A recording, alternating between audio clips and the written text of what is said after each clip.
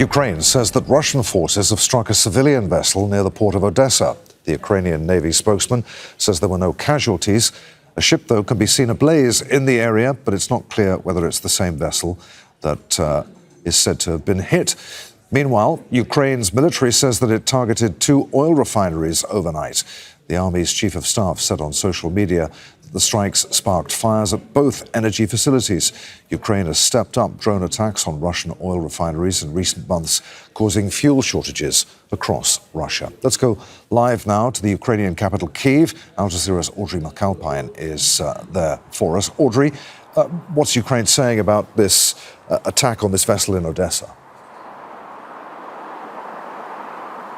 Yeah, that's a sign of escalating attacks. While it's not new for Russia to target Ukrainian ports, it is new for them to specifically target vessels. You mentioned earlier it's unconfirmed videos of this strike on a merchant ship this morning that injured several people. But yesterday, confirmed strikes on a separate ship where 13 people were killed and 10 injured as a civilian cargo ship was unloading fertilizer in the Ukrainian port. It also comes as Ukraine itself has ramped up attacks on Russian, what it calls to be shadow fleet vessels, meaning vessels that carry Russian oil in an effort to evade Western sanctions. Over the past 8 days or so, Ukraine has struck over 100 of these vessels in the Sea of Azov, as well as in the Kerch Strait.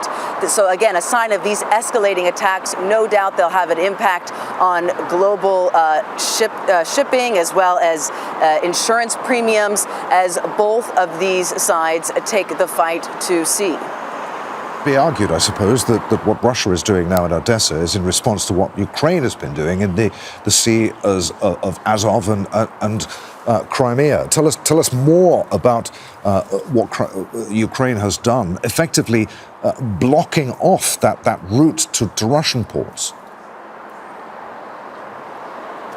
Yeah, exactly, Adrian. Even on Friday, reports that Russia had closed, for example, the Kerch Strait to any civilian maritime traffic. So some of the ripples of these long-range and mid-range Ukrainian drone strikes on those vessels beginning to have an impact. And it's part of what Ukraine announced in late June. Ukrainian President Vladimir Zelenskyy announcing that he would launch a 40-day influence operation, really to say that Ukraine would ramp up strikes on land, sea, and air when it came to Russia. On land, we've seen that they've largely slowed the Russian advance on the front line, but not stopped it altogether. Last month, 4 kilometers per day, for example, from the Russian side in terms of Ukrainian territory.